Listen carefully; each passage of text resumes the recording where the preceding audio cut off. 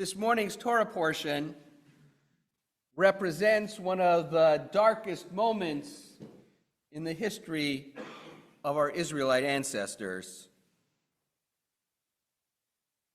The people grow impatient with Moshe's delayed return from the top of the mountain, and they pressure Aaron to create for them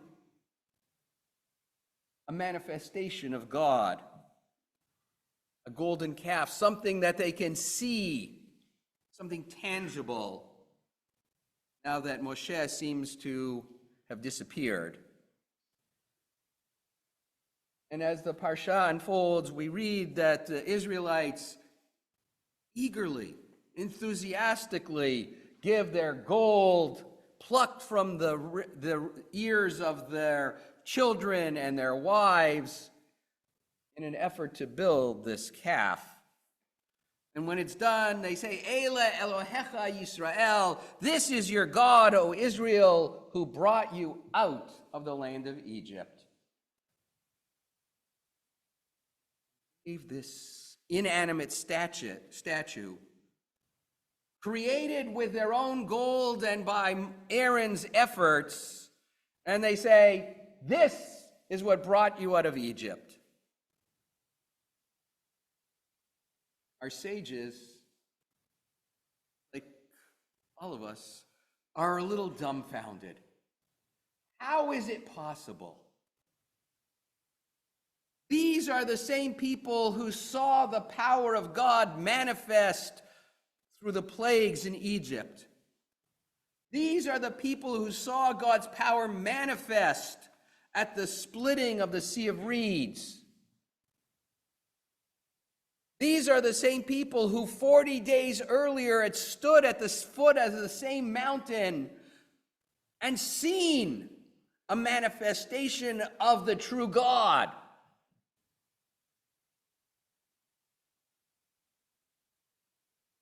"40 days later,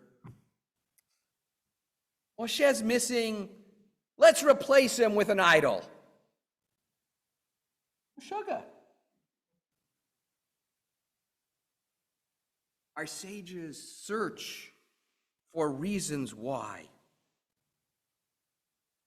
In fact, the search is captured in some ways by an Israeli singer named Ehud Banai, who, I'll give you the English. We are here in the heart of the desert, thirsty for living water. You're on top of the mountain, above the clouds. There is no sign, no signal. So many days. In a closed circuit, we circle around the golden calf. There's no one to hit the rock. Who will give us direction?" From the lyrics, the sense of ill-ease that's permeating the camp of the Israelites. Here's some of the responses given by the sages through the ages. Why do the people build the golden calf? Why are they so ready to worship it? Anxious. They're afraid, they're feeling vulnerable and alone. They're desperate for something that will make them feel connected to God.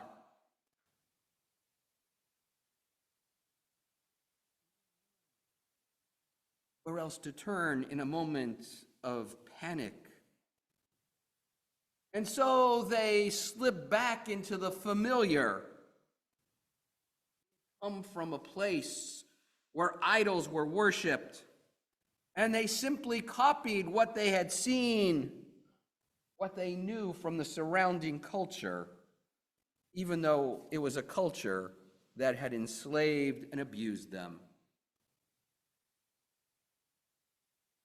Still, not yet ready for the future. Yes, they were free from Egyptian servitude, but they had not yet woken up to the reality of what freedom meant. It meant leaving everything behind, all the familiar, putting on the mantle of freedom with all of the responsibilities and obligations and choices. Part of why they did it is because they were still discovering what freedom meant, even more, how difficult acting free could be. And Aaron, too. The sages are going, what was Aaron thinking when he said, yeah, just bring me your gold and I'll cobble something together?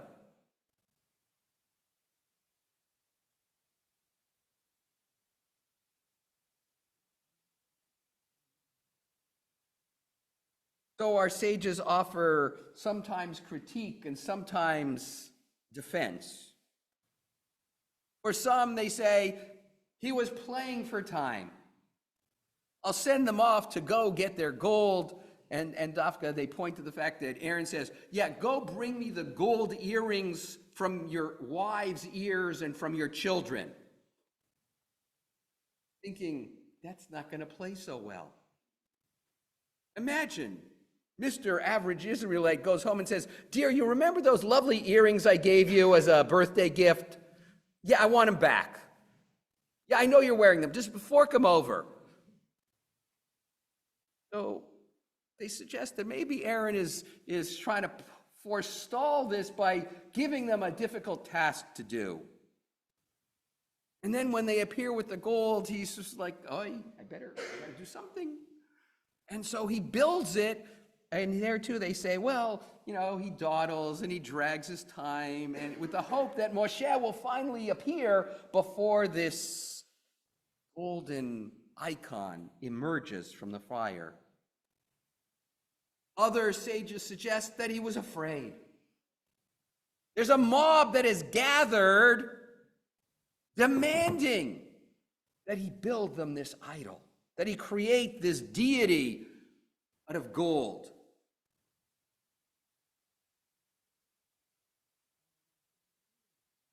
Say no to them. Might have Moshe's certitude and courage to say no. So he too operates out of fear, out of anxiety.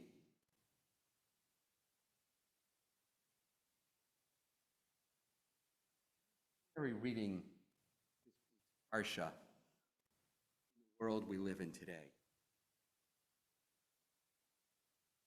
Because the world we live in today, scary place.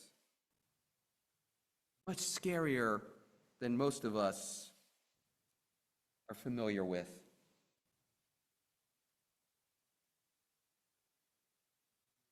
Changing.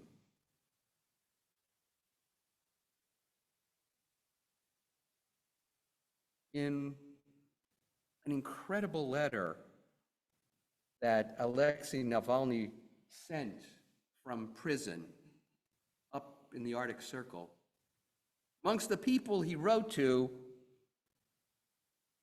was Natan Sharansky.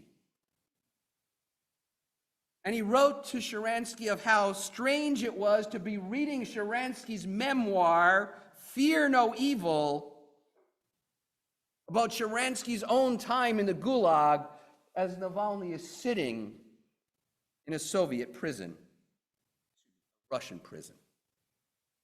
I got my facts wrong. In the letter, Navalny writes, I was amused by the fact that neither the essence of the system nor the pattern of its acts has changed. In the current situation, he goes on, it is not them to blame writing about the KGB, but us, who naively thought there was no going back to the old ways and the old days.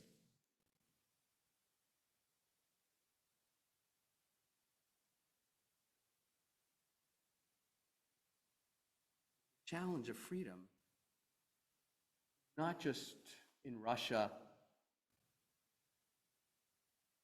Iran, places far away. The challenge of freedom. And what is frightening is the degree to which freedom is under siege.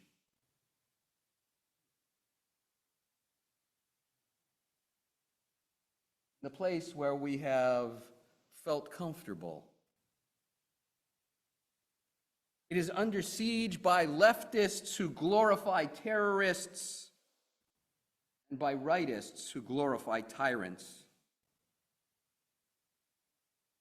It is under siege by technology companies that revise history and allow its distortion and tell us that it's free speech. It's under siege because of demagogues and pundits who point to grocery stores and the subway system in Putin's Russia and insist that they are symbols of a flourishing society, not an oppressive one.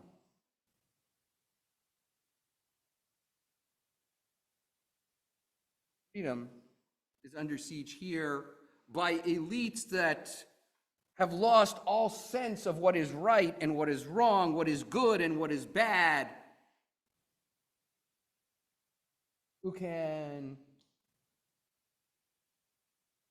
embrace genocidal chants as expressions of freedom and declare acts of self-defense as genocide.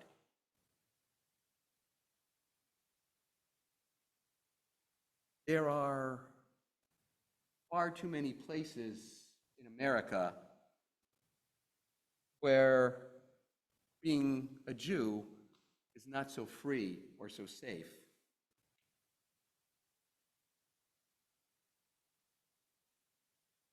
2 weeks ago, I read a story of a Jewish school teacher in Queens who had to hide in a locked room in her school as mobs of hundreds of radicalized kids rampaged through the halls for almost 2 hours after they discovered that she had attended a pro-Israel rally.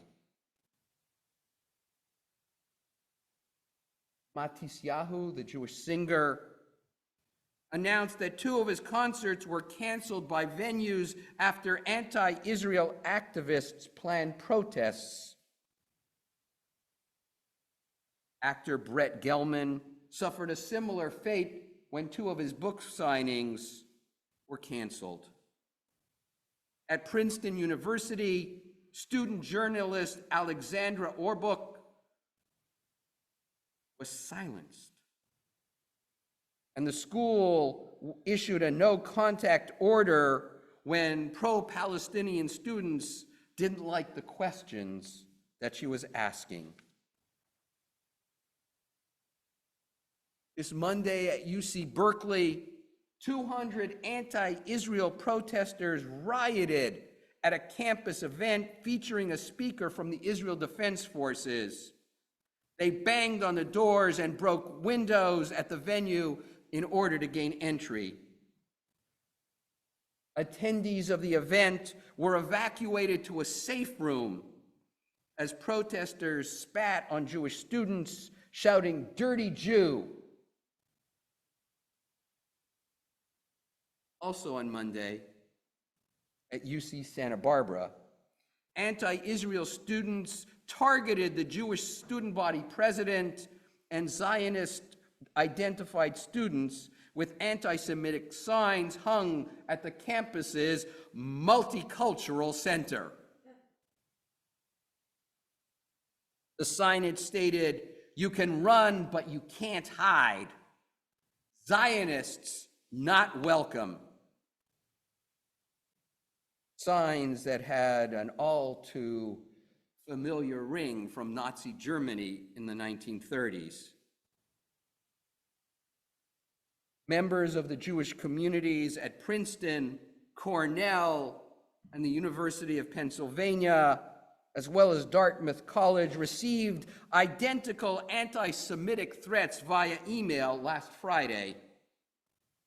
While authorities deemed these threats as having low credibility, one can only imagine what Jewish life on all those campuses was like in their wake, and how unsafe students there and students on so many college campuses feel. This past Sunday, a speech by Barry Weiss at the 92nd Street Y that was called "The State of World Jewry" had to be changed. It went from being an open event to by invitation only at the recommendation of the New York Police Department. On the day of the event, anti-Israel protesters, many of them wearing masks, gathered to intimidate those who came to the lecture. You were screamed at as you went in and told that you were a baby killer and a supporter of genocide.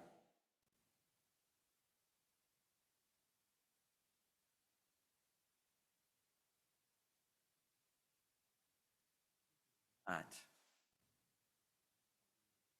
to think of as America. This is a country whose first president, George Washington, in 1790, wrote a letter to the Hebrew congregation in Newport, Rhode Island, saying that the Jews of this country would possess alike liberty of conscience and immunities of citizenship. President Washington would go on, "It is now no more that toleration is spoken of, as if it was by the indulgence of one class of people that another enjoyed the exercise of their inherent natural rights." Washington's proposal, his assertion was that Jews would not be, as they had been throughout history, second-class citizens in this newborn country, America. Rather, freedom would be as natural to the Jews as it was to any other citizen, or at least as any other fully recognized citizen. You know, it took a little longer for that definition to expand.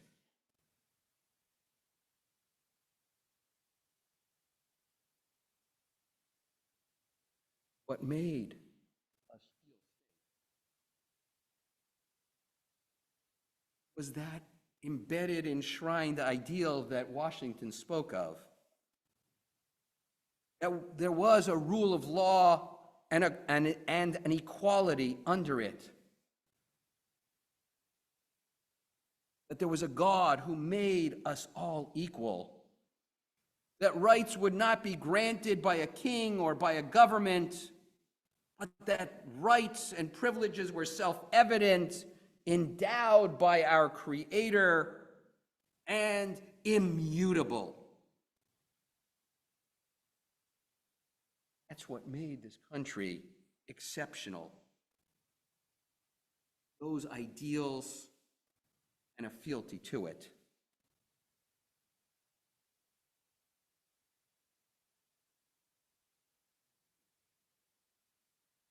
Far too many in our country, like our Israelite ancestors, they're allowing fear and uncertainty to push them to raise up false idols and artificial truths, to reject the principles which have helped the country grow and flourish. Hear that our leaders are like Aaron, afraid to say no to what they know to be wrong.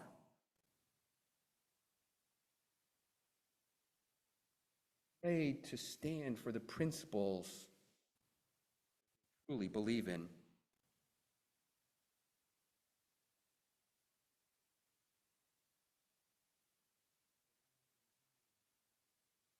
President Lincoln knew what he was doing was not universally popular. but he knew it was right and had the courage to assert it.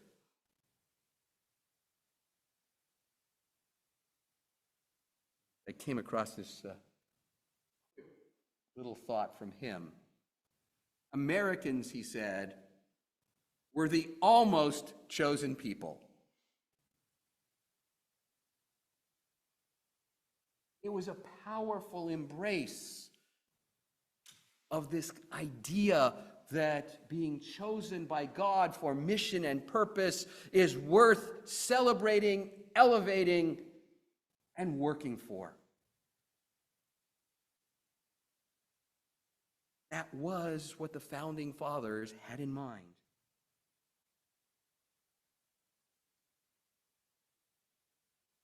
It falls to us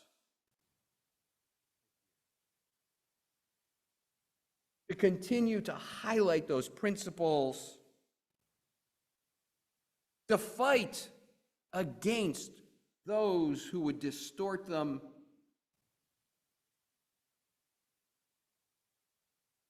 demand of our leaders both truth and an adherence to the ideals upon which the country was founded.